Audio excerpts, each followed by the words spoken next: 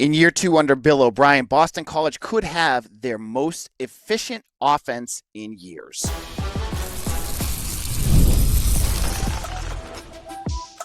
You are Locked On Boston College, your daily podcast on the Boston College Eagles. Part of the Locked On Podcast Network, your team every day. Hello, everyone, and welcome. This is Locked On Boston College, your team every day. I'm your host, AJ Black. I'm the editor of Eagle Insider, part of the 247 Network. I've been covering Boston College for over a decade. If you're looking for news, analysis, and opinions on your Boston College Eagles, you are in the right place. Locked On Boston College is a free daily Boston College podcast available on YouTube or wherever you get your podcast. Today's episode is brought to you by FanDuel. Make every moment more with FanDuel. Football season is right around the corner. Visit the FanDuel app today and start planning your future bets. Now, on today's show, 2025 predictions. It's football season. What do we have? We have some crazy picks for BC. You want to hear that. How will Tim Lewis change a defense without Donovan Azaraku there? He's got some interesting things. We're going to talk about it. And what should we expect from this offense? How effective can they be? There's no other person we're going to talk about this that would mean more to this discussion than Mitch Wolfe of Eagle Insider. Mitch, how's it going? It's going well. As you can see, I'm coming to you from heaven, given the lighting situation in my new office. But I'm excited to be back on, excited to be talking football again. We got a bit of a taste of it this past weekend with the Week 0 games. Now it's just got me itching for more football. I want it as much as I can get as quickly as possible. Yeah, let's get into it. So we saw Week 0, a couple good games there. Jerron Bradley, old friend of the program, had a 65-yard touchdown pass. Also, Cam Barfield, saw him play a little bit against Stanford. But we're now on to we also need to talk about BC because it's game week, and we will have Mitch on later this week to talk about the game itself. But let's get into what we're expecting now. Camp's over. We're now into prep. In year two, what should we expect out of Bill O'Brien in this offense? This was something that I was actually thinking about independently of the episode, just trying to think of maybe some more ideas to write about this week of the game. But I think we're going to see the offense be more like what it was with Grayson James at quarterback, and that's not super new or revelatory. But I think we can all agree that Thomas Castellanos was just a bad fit for his pro style offense, and you saw that in the inefficiencies in the quick game, in the intermediate passing game, and some of those were resolved with Grayson James at quarterback. Not all of them. If you go back and watch those games where he started, it was still a relatively inconsistent attack, but you're still going to see this offense really lean hard to the run game. When Bill O'Brien came in, he comes in with this history as a pretty pass-happy coordinator from his time at Alabama, from his time being the Texans head coach when he was very involved in the offense. And he comes to BC and he flips that over, and BC is one of the most run-heavy teams in college football. And I think you're going to see that continue.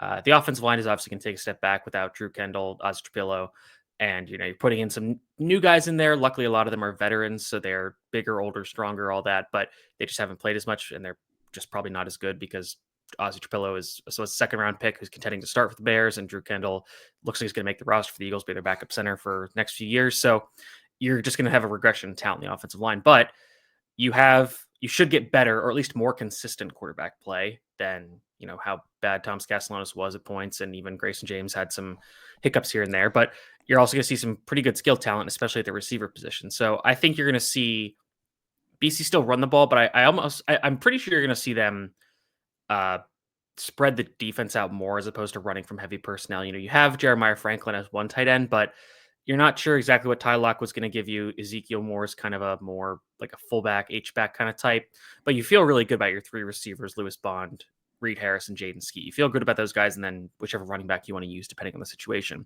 So I think you're going to see more 11 personnel, which is in the BC. That was their majority personnel grouping. I think it's like 62%. I think you can see that go up a little bit. I also want to see if they diversify that personnel usage a bit, because it was basically 11 personnel, which is 3 wide receivers, and 12 personnel, which is 2 wide receivers with 2 tight ends. And I think that was pretty much all, like 93% of their play calls last year. I think you're going to see that diversify a little bit. Maybe they can get some 2 running back sets on there, something they experimented on earlier with the year. But you do kind of need a running quarterback for that, and that's not something I think BC is going to be using as much, because Lonergan and James can move a little bit, but they're not going to be an integral part of the designed run game, which obviously that was pretty much all Thomas Castellanos was supposed to do, and then struggled with this past year, but I digress. So I think you're going to see an offense that's just more focused on getting the ball out quickly to playmakers in space, and taking what the defense gives him, which is really, I think, all Bill O'Brien wants his quarterback to do is make good decisions, take what the defense gives you, and get the ball out, which is going to be, that last part is going to be especially relevant with an offensive line that is probably going to be less talented. But I think you're going to see their metrics actually improve because you're not going to see Thomas Castellanos to a significant extent and Grayson James hold on to the ball so long. So you'll see their sack numbers go down and maybe even their pressure numbers go down. That's an interesting thing to think about too, right? Like, yeah, how many times was Tommy back there just holding and holding and holding and holding and just like get rid of the ball, do something, and he just never did.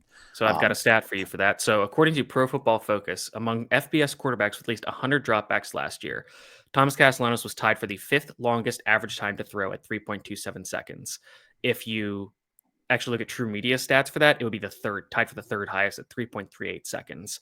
Compared to Grayson James, his was at 2.75, which is right around average for college quarterbacks. So I think you're going to see that number dip for the team, whoever it is, a quarterback, way down, get that number 2.6, maybe in 2.55. You're going to see that number drop way down. But BC was still pretty aggressive in terms of throwing the ball to all levels of the field. They weren't just like Syracuse was like just throw everything 10 yards or shorter. BC actually spread that around a decent bit. They were 30th in passes between 1 and 9 air yards at 39.7%, 83rd in passes 10 to 19 air yards at 21.9%, and 24th in passes of 20 plus air yards, which is 18.1%.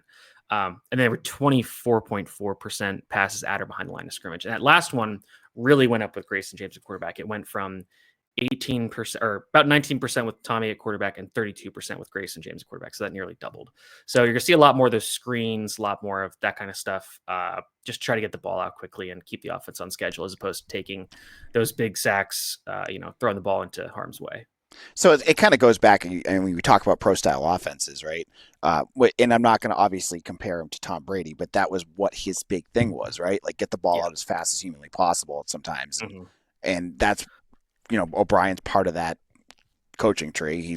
That's what he's learned. Yeah. And a big part of that also is the use of motion, which is something that BC has been at the forefront of. They were 7th, I think, last year in use of pre-snap motion. It was at like 60 something percent. I think you're going to see them be top 10 in that again, because that gives the offense, especially the quarterback, tells as to what coverage the defense is using and where they're blitzing from. So you're going to see that number be really high as well. Interesting. Now, it was interesting. One of his last press conferences, we talk about how run heavy BC could be. O'Brien said that it was part of his goal to make BC a fun team to watch, and that he wanted to move beyond 3 yards in a cloud of dust, which just a week after Steve Adazio, glowed about Bill O'Brien, I was like, oh man, that sounds like a shot across the bow at Dazio, But, I agree. I think that there's going to be some running. We haven't seen a lot of turbo during camp, but I don't think that's going to affect anything. It's all, according to Bill, it's a cut on his hand. So that shouldn't be anything lingering, and hopefully we see what he can do. Any player on offense you're looking forward to seeing? I'm really interested to see how much Reed Harris has developed as a receiver, because last year you look at his numbers and he's got all these big plays at the end of the year, but in terms of efficiency, it was really pretty poor. And that's not really his fault. It was just a lot of deep balls that weren't catchable or were contested that, were not very accurate or didn't give him a great chance. And you hear that he's, really developed as a route runner this offseason. He's kind of trimmed his body to be more of a receiver. So you want to see how that translates to the offense, because if he can be the guy that's, consistently taking the top off the defense or just making them respect the threat of the deep ball, that's going to open up the run game, open up underneath stuff for Lewis Bond and Jeremiah Franklin. So that's huge. I'm just interested, more so just from a usage point. I'm interested to see how they use Zeke more, because obviously the fullback is all but dead in modern football these days. If you're going to use one, you really need one that is truly versatile, that can be a blocking and receiving threat, even maybe a rushing threat once in a while. So is more that kind of player, or is he kind of just, we're going to use him in short yardage goal line situations where maybe we leak him out into the flat for, on a hard play action, he catches it and gets a few yards or gets a touchdown in short yardage. So in terms of like player development, it's Harris. In terms of usage, it's more. And one more would be Jaden Skeet, just because you've mentioned how great he looked in camp down the stretch. He missed the end of last year due to health things, and I think him and Castellanos just never really clicked.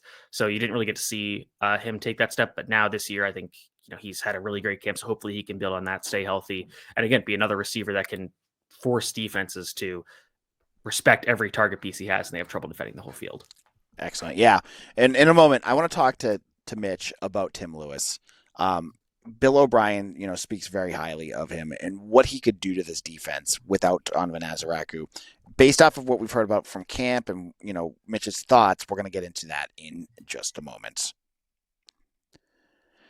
Guys, you've probably heard of Viagra or Cialis. Maybe you've even tried them. But if you're looking for something beyond the usual pill, it's time to meet Rougiette Ready. Rougiette Ready is a next-gen prescription treatment designed to amplify arousal in the brain and boost blood flow. Unlike the usual pills that can take hours, Rougiette's 3-in-1 formula dissolves under your tongue and kicks in fast. On average, in 15 minutes. Effects can last up to 36 hours, so you can stay confident and in control when the moment is right. I love that it's completely online. Rougiette connects you with a board-certified doctor and ships your treatment discreetly to your door. You can even read real customer reviews on the site. It's helping a lot of people feel more confident and present in the moment. Head to Rougiette.com/LockedOnCollege and use code LockedOnCollege to get 15% off today. That's RUGIET.com/LockedOnCollege and use promo code LockedOnCollege for 15% off.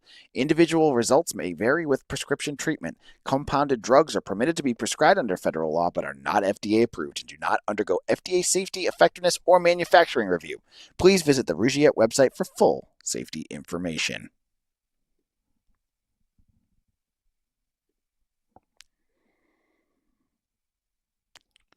Locked on Boston College, AJ Black here, joined by Mitch Wolfe of Eagle Insider. If you are a first listener, if Locked on Boston College is your first listen every day, you've been into our camp discussions here on Locked on BC. I went to almost every camp. We had Mike Sidley on who came in, talked about his views from the fall camp. Now we're processing how the season's going to potentially look. The defense has been one of the biggest question marks a lot of folks have had because you've lost Donovan Azaraku, you've lost Cam Horsley, two of your most talented defenders. But Tim Lewis, many believe, is the right coach to bring this along. Bill O'Brien has said the defensive line is the most improved group on his team. Something that I thought was a really interesting quote from him. Mitch, what do you think Tim Lewis is going to do to get this defense cooking this year? That's a very interesting comment from O'Brien. I hadn't heard that. It's especially weird given when you lose all four starters. Even if one is Neto Ekpala, who was pretty consistent, and George Rooks, who transferred to Syracuse and was relatively mediocre. So I guess he means it in terms of depth. And again, when I think he was talking. Sorry, I don't mean to jump over you. I think he was talking specifically about specific guys that have jumped up. So Edward Kalengi was one you mentioned. Right. Okay, great. Favor Bate and Josiah Griffin. Those were three that he specifically pointed out as being developing. That's very good to hear because because I liked Kalengi and how he flashed in years prior. Bate has obviously been somebody we talked about. Josiah Griffin, you kind of wanted to see something from him, so that's good. I think, you got guys there. The entire thing that I've been saying, really, since we started looking forward to 2025, is that you need to find ways to recreate Donovan Azaraku in the aggregate. It's because you're not one of these guys, and if I'm wrong, heck yeah, that'd be fantastic. But one of these guys is not just going to turn into Donovan Azaraku overnight, where he's racking up multiple, 5 pressures a game, getting almost a sack a game. That's just very unheard of. You don't see guys like that explode. And Donovan Azaraku had a down year in 2023, but he was excellent in 2022. So it wasn't like it was completely out of nowhere.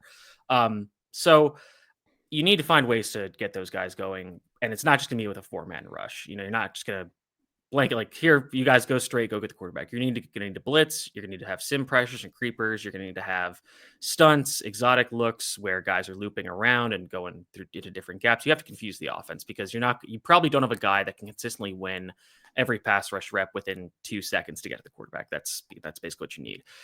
So looking at BC last year in terms of their blitz rate, it's very interesting because in the first probably half of the season, you're looking at a decently modest blitz rate. It kind of waffled because Duquesne and Missouri, it was very high, but then every other game was 20 to 15%.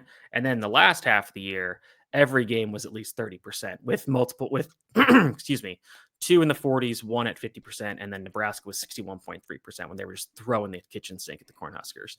So I think you're going to see that blitz rate go up. It ended up being at the end of the year, 32.9%. So I think you're going to see that go up to 35%, maybe even 40 would be crazy, but maybe it's possible. It's also interesting to look at the number, how many guys they sent on a given time. So on 84.7% of BC's blitzes, they sent 5 rushers. On 14.7%, they sent 6. I think you'll see that 6 number go up a little bit because I think in addition to needing to generate pressure, you have guys in the secondary that are pretty good, and you can probably rely on to not only cover good, decent receivers in man, but you have experienced guys like Amari Jackson, uh, KP Price, and Max Tucker are younger players, but they've played a ton of ball. They can help out guys like Carter Davis and Omar Thornton, who have played a full season. They know what they're doing. Same with Cam Martinez. Sire Torrance, not so much. But if you have one guy who is kind of your weak link at the secondary, you need to, say, hey, this is what we're doing. That's fine.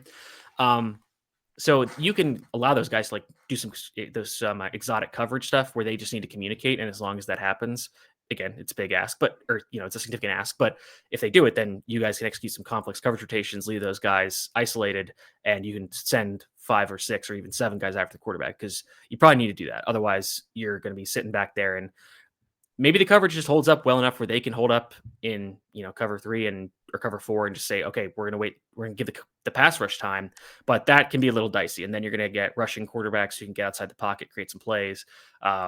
Or if you're playing better opponents, better receivers, they are eventually going to get open, and you might not have enough time to get the pass rush to get it home. Okay. Now talk about that secondary. How good do you think they could be? It's tough for me to say they're going to be the best in the ACC because you look at a team like Clemson where they just have crazy, highly rated recruits. You look at a team like Miami that has guys. I'm not sure their names, honestly. Like I haven't done a deep dive of Miami because BC doesn't play them. But Louisville always has a good secondary. Going through the other teams. I mean, I think they're definitely going to be in the top half of secondaries in the ACC. I think Amari Jackson, it's his health is a question mark. It seems like he's gearing up to play, which we do see that with ACL tears more often these days. But they probably want to ease him into it, and luckily they can with how the schedule develops. They probably don't need to play him against Fordham. Max Tucker, I think he's a bit up and down, but you hopefully he takes another step this year where he can be more consistent as an outside corner, maybe play inside a little bit in certain situations. The slot corner is still a big question mark for me, just because I know we've talked about how great Sire Torrance has been in camp, but we want to see him do it in a live game. And if, right. Respectfully, like if he does it against Fordham and Stanford and Cal, I'm like, okay, like that's great, but I need to see him do it against a real team, against a real slot receiver who's really good. And then, we'll see what Cam Martinez does. If he's your dime back, perfect. But you probably want to get the 3 safeties on the field because KP Price is, I think, one of the most underrated safeties in the conference, if not the country. Carter Davis, again, a little up and down last year, but you like the positive flashes. You just hope that more reps, he'll get better. Omar Thornton, kind of the same story. So if you get all those guys on the field, like you're getting guys that are playing fast, playing physical, that are going to punish receivers as they come across the middle. And this is pretty smart secondary. I think is it Jordan Thomas is the new defense. I know Corey Robinson. It's Corey Robinson. Okay, yeah, yep. Corey Robinson, the new defensive backs coach. Seems like he's been, we really liked Ray Brown as a coach, but it seems like Robinson is, injecting some life in this room as well. He's been around the NFL. He's got experience. So I think this secondary could be really good. Like I said, my bold bet was that they lead the ACC in interceptions. Again, you're kind of betting on against regression in terms of turnover luck because they got lucky with some pretty bad quarterbacks last year with being able to rack those up. But I definitely think you'll see this group get some all ACC nods by the end of the year. Yep. And I'm honest, and this would be a first for BC, but I am a little worried about KP Price getting poached in the NIL market because I think some team could pony up, like some real, like Ohio State, Georgia could pony up for him and try to get him out, which would really stink because he's been a really good player. They've developed him from a true freshman where he was playing mostly special teams and then kind of got in the lineup late. But yeah, I think he's an excellent player. He's arguably the best player on this defense. Yeah, I like obviously watching him at camp. He's been crazy with what he can do and just how smart he is on the field. I think is also underrated. Like he's just everywhere. And named a captain today. Now I have said on the show, Omar Thornton is one I'm watching for. I know he was a true freshman thrusted into the limelight last year. Watching him at camp, he's probably their most violent defender. Just incredibly ferocious out there. I don't know how many practices I watched him just go right at Jordan McDonald, who's a lot bigger than him, 30 pounds heavier than him at least. And just every time you him back down, he just goes right at him. So I think fans are gonna like him. I think he's gonna if he plays like that in games, it's gonna be Unless he's the new Kari Johnson, which I'm already worried Carter Davis has early onset Kari Johnson because of the way he jumps around and flies around sometimes. Like there's one play, I think it was against Pitt, where he just like jumped like the pile. It's one of those piles where like the forward progress is stopped, but everybody's still like glommed together. And he just comes out of nowhere and just jumps on top of the pile. Everybody's still standing up like, dude, what are you doing? You don't need to do this. Like, Yeah. and then he like ended up on his head, but he was fine. But I was like, yeah, they've got some absolute mad lads in the secondary, which is concerning when you think about targeting penalties. Yeah. God, how many did Kari have?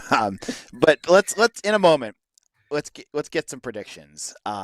Actually, before we do that, let's take 2 minutes. Special teams. Will it be better this year? Can it possibly be worse? I mean, I think theoretically it could but I don't even want to think about that possibility. But I think punting is going to be a lot better. Kicker seems like it could be dicey. I think we could be in for another season where they're, last in the FBS for field goals attempted, but I don't mind that. I like the aggression fourth down, especially when you think about how the analytics and the probabilities of all that. It's like, oh, like a field goal from this distance is this likely to make it. It's like, well, for BC, let's knock that number down a bit. So that increases our aggression on fourth down. So I like that. I think the punting, especially if they can, start pinning opponents back inside their own, even 30, but inside the 20 and even deeper, like then you can really help the defense out a bit by giving, and it's complementary football. That was the I was looking for. It's complementary football. You need all three phases to do well.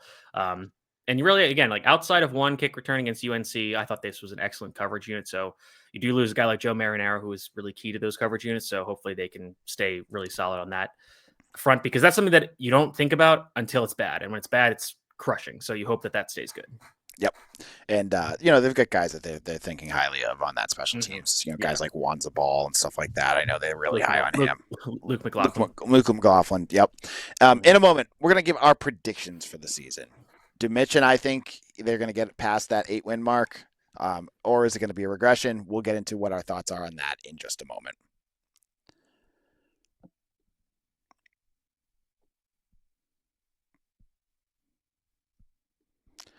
August 26th is officially FanDuel Futures Day, a brand new holiday for football fans who live for bold predictions and preseason hunches. For just 24 hours, FanDuel is giving you deals on NFL season predictions. So whether you're calling your MVP, eyeing a long shot division winner, or ready to crown your Super Bowl champ before week 1 even kicks off, this is your moment. I've been saying I want to get odds on Lamar Jackson for another MVP potential win. You can find that. You can get your odds on it on August 26th. Get that futures bet in and get it in.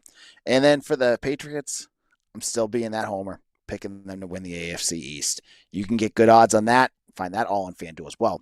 All you have to do is visit the FanDuel app. It's so easy to use. I can use it and find anything I'm looking for at any time. And visit FanDuel app today and start planning for your futures bets now, because Futures Day is one day and one day only. FanDuel, play your game.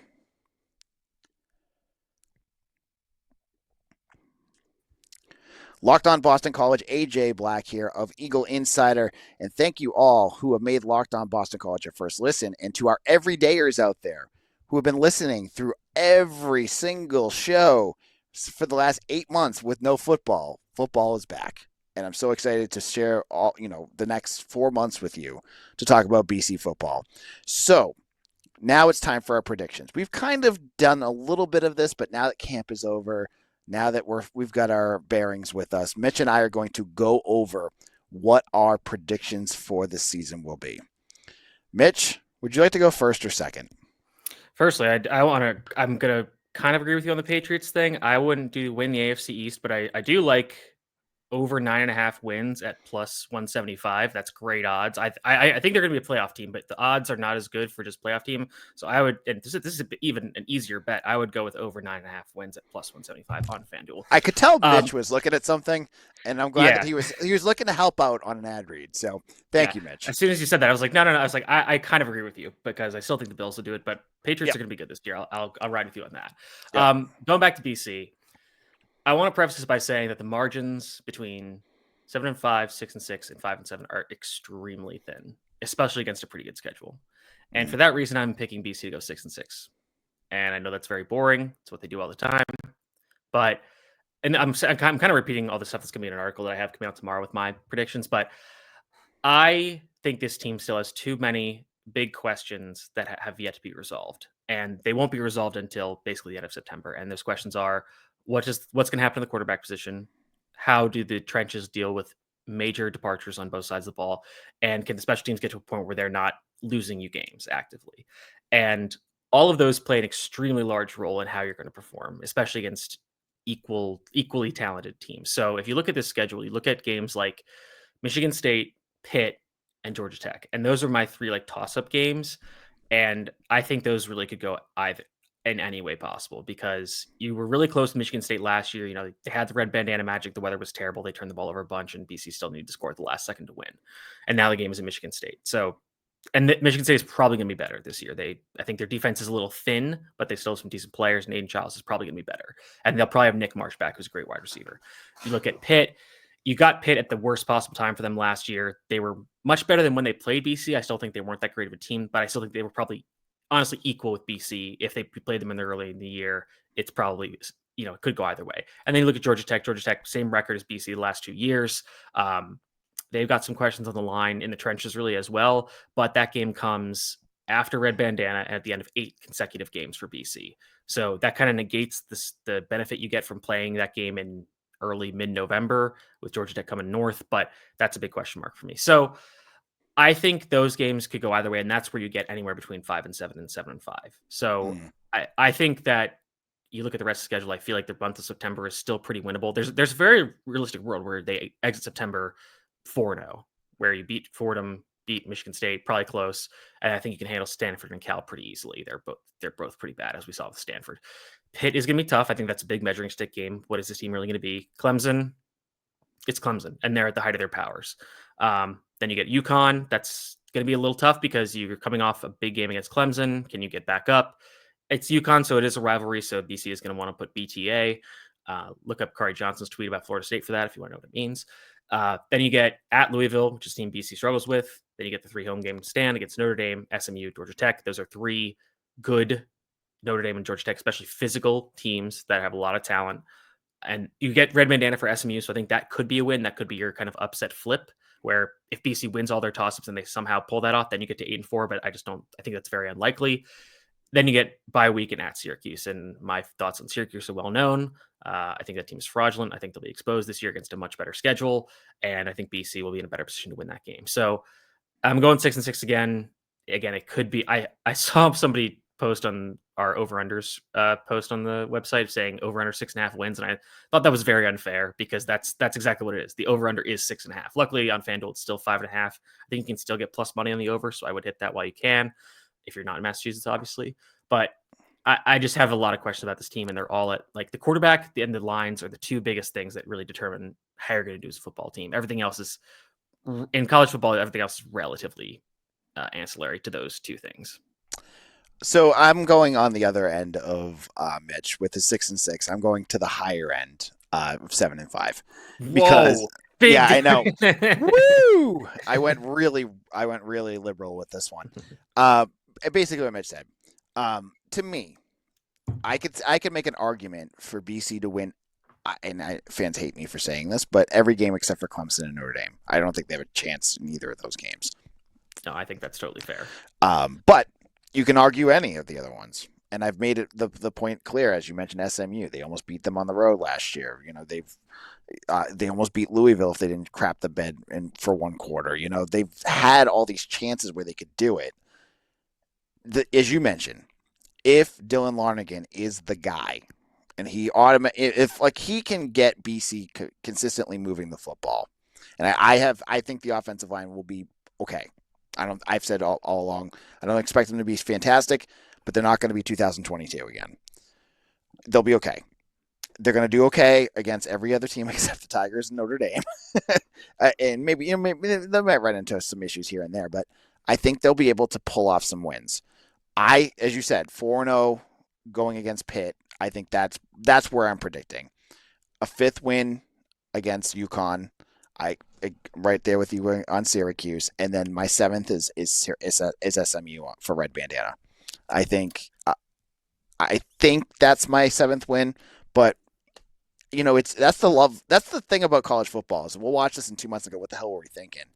because there'll be some game that we've completely whiffed on that BC just goes and, routes some team that we weren't expecting, like Louisville or something like that. Or it's the year they don't do it, and it's like, oh wow, they didn't do the thing they do every year, where they blow a game to a terrible opponent, which is something they do almost every other year. But then it's like, hey, this is the year they finally didn't do it, and they do what we expected. I do think that the Georgia Tech and SMU game outcome is basically mutually exclusive. I don't think they lose either of those. I don't think they lose both those games. I don't think they win both those games. I think whatever happens against SMU, the opposite is going to happen against Georgia Tech. Because if you beat SMU, it's red bandana, big emotional win. You have this pseudo rivalry with them.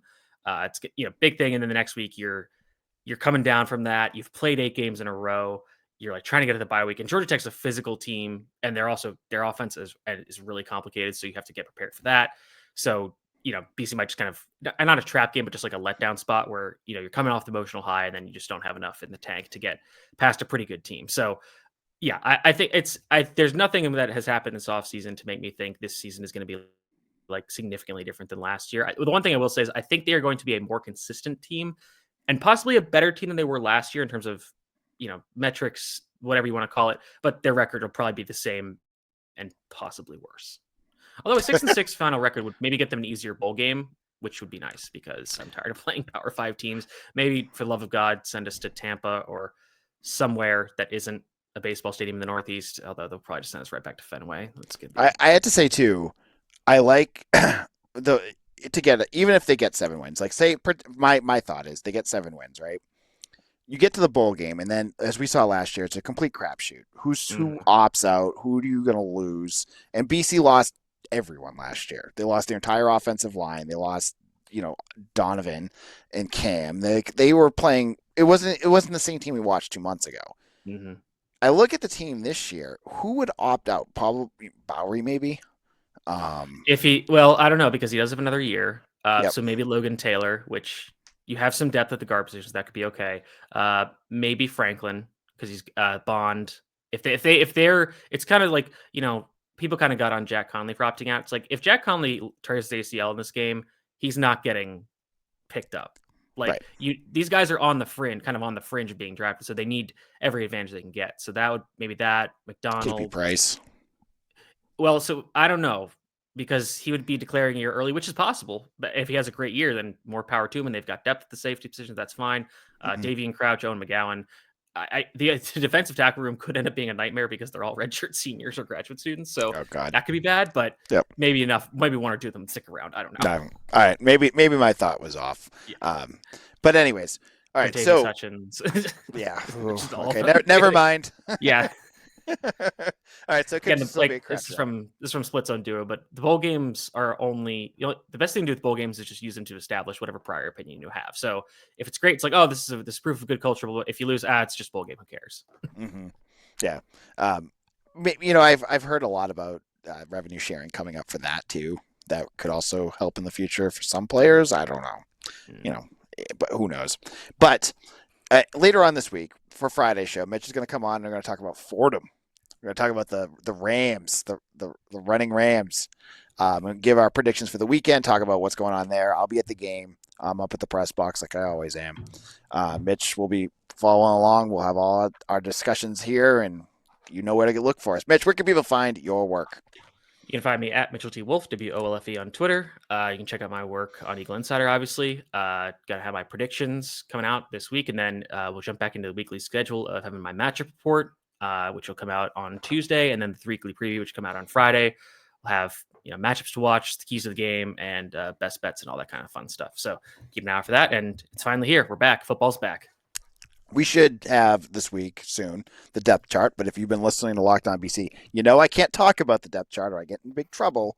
But also, depth charts are fake. They're just the coaches don't. Who was it? WKU that put them numerically? Great bet. Loved it. Fantastic. How did Bill Belichick not figure that out? That seems like something he would have. I think in the NFL they have rules about. I don't know, because like the Steelers do the same thing, but it's like they don't really care. Like they'll make like one update just for like fun. All right. Well, anyways, we'll be back. Well, I'll be back tomorrow if the depth chart comes out tomorrow. I don't know. I remember when Bill drops it, but when it comes out, we'll talk about that. There's lots to talk about. I might actually talk about hockey as BC landed a 5-star, the top recruit in the entire country. That's a big news. Yeah, pretty pumped about that. If you're a BC hockey fan, we'll talk about that. So much going on right now. All the college sports are back. The kids are back at school. We'll talk about that tomorrow on the tomorrow's episode of Locked On Boston College. Your team every day.